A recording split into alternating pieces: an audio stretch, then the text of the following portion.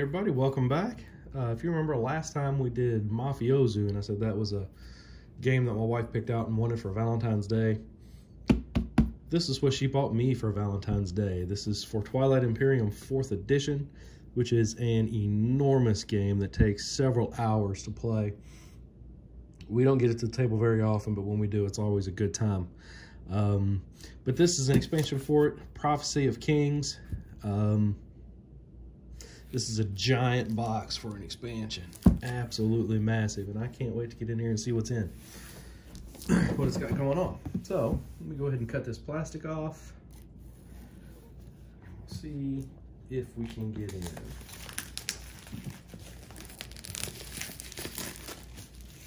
Twilight Imperium is a game that's all about space exploration and being the dominant species. And oddly enough, it's extremely political. A lot of laws and everything you get to enact, put in place. Absolutely massive box. All right, so we start out with punch board. A lot of punch board. All right, so like I said, it's about space exploration. I'm gonna move the box out of the way so we can actually see what's going on here. There we go. It's about space exploration, so we're gonna have different planets that are gonna be on these punch boards. I'll go ahead and, I don't know if I'll go through all of them, but I'll go ahead and at least skim through them and see what we've got here. If I can get the plastic off.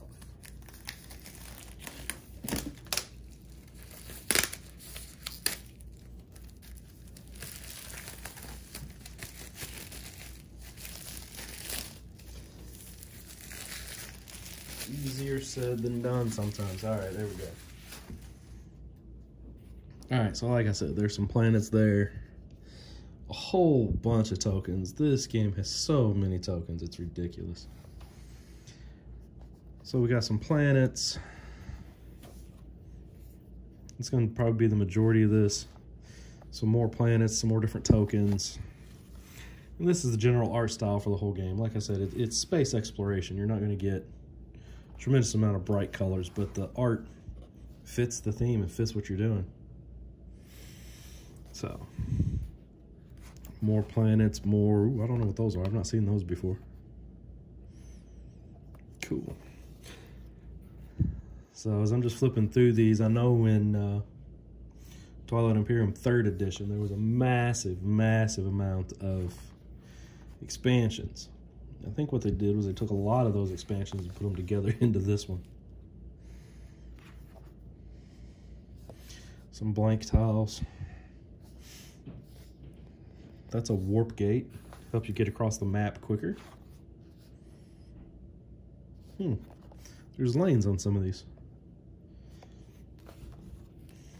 Ooh, there's a lot of lanes on these. Not sure what those are used for. Probably help you move a little bit quicker. I don't know. There's a planet inside that warp gate. Cool. Called Malice. That's probably not a very good vacation spot. These are interesting. These are some of the, I guess they've changed some of these abilities. Place one PDS or one space dock on a planet you control. Place one PDS on a planet you control. Spend a token from your strategy pool and place it in any system. You can place either one space dock or PDS on a planet you control in that system.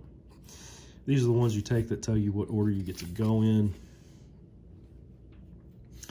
Diplomacy, like I said, there's a lot of political stuff in this. Choose one system other than Mechatol Rex system that contains a planet you control. Each other player places a command token from their reinforcements in that system, then ready up to 2 exhausted planets you control. Oh, wow.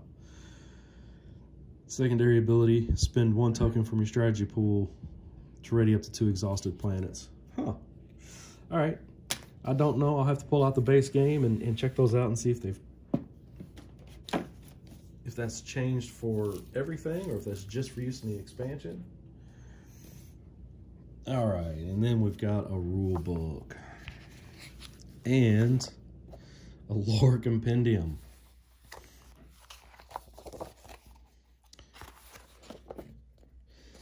Right, so there's a lot of lore picture. That's a new race for the game. Let's see. A lot of lore. All right, here we go. Page 8 before we get to the setup. I skipped a page. Page 6. Okay, here we go. Here's the overview. Different components. Integrating the expansion, so what we have to take out, what we put in.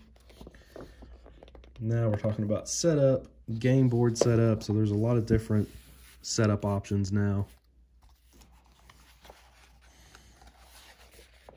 I have to do an unboxing video of the base game, show you all what that looks like. Mine's already all separated out, but can at least go through it. Let's see. Rules for additional players. So you can have more players in this than you can in the original. Okay. Yeah, more wormholes.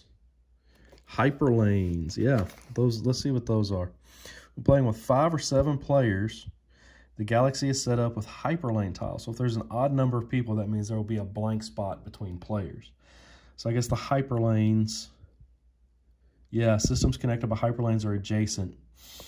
So instead of having to cross over 3 or 4 tiles to get to your neighbor, you're just connected by hyperspace lanes. That's pretty cool. That helps with playing with an odd number of people. 3-player setup, 4-player setup. A map of, this is the map appendix for how we set it up. 5-player with hyperlanes. Yeah, because each one of these greens is somebody's home planet. There's nobody here, so these are connected. Same thing with the 7-player. They use hyperlanes also. An 8-player setup. Wow. Yeah. I don't know that I would play this game with 8 players. Just takes a lot. Some rules clarifications. Yeah, there's going to be a lot in that book. And the lore compendium, this just tells stories of some cool artwork. Of the different races, the new races that are in here. Collapse of Acheron. New alliances. Not sure if that's an alliance I want to get in the middle of. Tides of War. It all leads back to the Tides of War. So pretty cool. That'll be some nice light reading. Oh boy.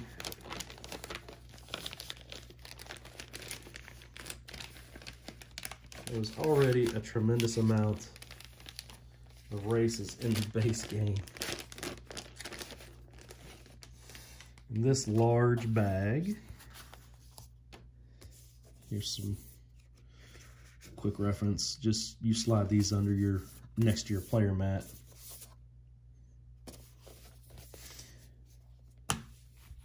All right, the Empyrean.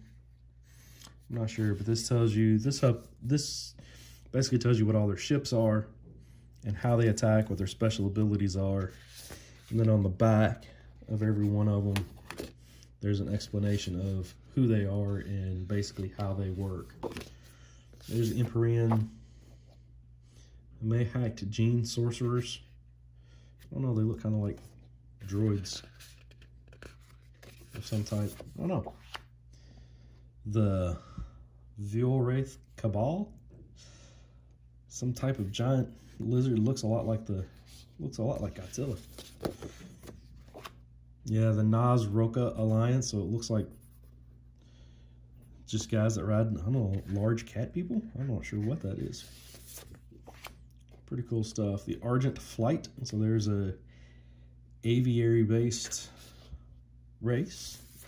That's cool. The Nomad. So I'm sure they move around quite a bit just based on the name. The Titans of Ul. You would imagine they would have some type of ground unit ability. Not sure. Gonna have to check it all out. All right. Pieces and ships and dudes and flags and stuff. these are the models that you get. So there's one of the ships. They look basically the same for everybody. There's a little bit of a smaller ship, I believe. Yep.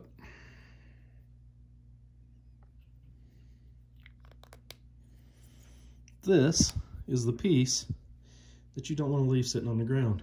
If it rolls under the table, you want to find it fast. Yeah, that's pretty much like a little Death Star. Pretty cool pieces, though. Looks like we've got orange pieces. And we've got purple pieces. So those will be the two new colors they add.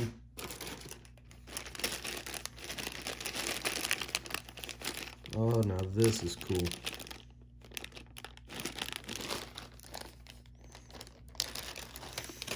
It looks like, and you'll notice this is in different colors, so I think these units are for everybody, but there are mechs, ground units, other than just men. You can have giant mechs down there. That is really cool. Yep. All right.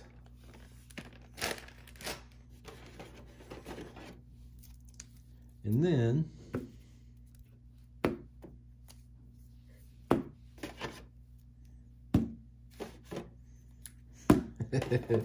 we're not going to go through all of these. There's cards. Lots and lots of cards. Let's check this deck out. Okay, this deck has some of the planets in it. Yeah.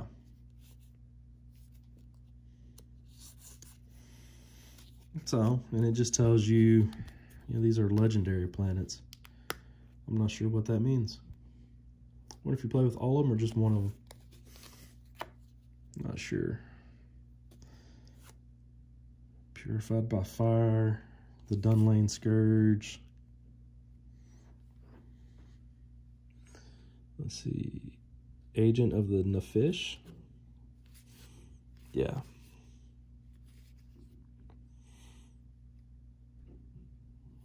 So these are, and on the back side of these cards, there's an ability. So let's look at some of the abilities. Like I said, I'm not going to go through this whole deck.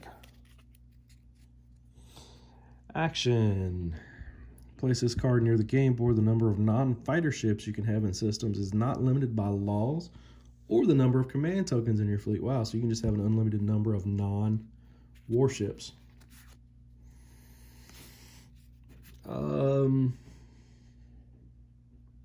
Your flagship and units it transports can move out of systems that can contain your command tokens during this game round. At the end of that game round, purge this card. So that's a one-time use card.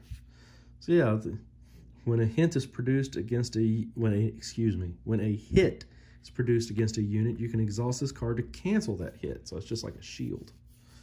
Cool. Lots of cool different abilities and different planets and stuff. These are going to be some of the things you can research. Development algorithm. When you research a unit, upgrade technology, you exhaust this card to ignore any one prerequisite. So a lot of the cards, you have to collect certain things before you can learn them and gain the ability. This lets you skip that. So more planet cards. This one's a dry, dead world of black volcanic mountains and molten seas of lava. The great necropolis of Erdoi Gorgas on the plateau Imperia, and I'm sure I butchered every bit of that, is the only evidence of civilization. So, yeah. And just, I mean, these are just going to be more of the same. These are more things that you can research and abilities you can gain. Directives, so things you can vote for. Vote them into laws. And Stellar Converter These might be some type of special powers. Each player starts out with their own little deck of cards anyway. All right, and it comes with a nice little organizer. Oh, hang on. Hey, there's another deck of cards, because of course there is. Lots and lots of cards. All right, well, that's going to be it for this video. That is Twilight Imperium 4th edition, the Prophecy of Kings expansion. Like I said, I think there's a lot of different expansions all bundled into one. But I am definitely excited to get this one to the table. This is going to take a Saturday for my game group to get together and play, I'm sure, because we're going to have to go through the rules, and then it takes, let's see what it does it say on the box. Yep, 4 to 8 hours to play this game. So, but yeah, looks pretty cool. Excited to get this one to the table. Hopefully everybody's up for it and ready to play, and we can have a good time, and I'll be able to let y'all know what we think of the expansion. Thanks a lot for watching, and we'll see you next time.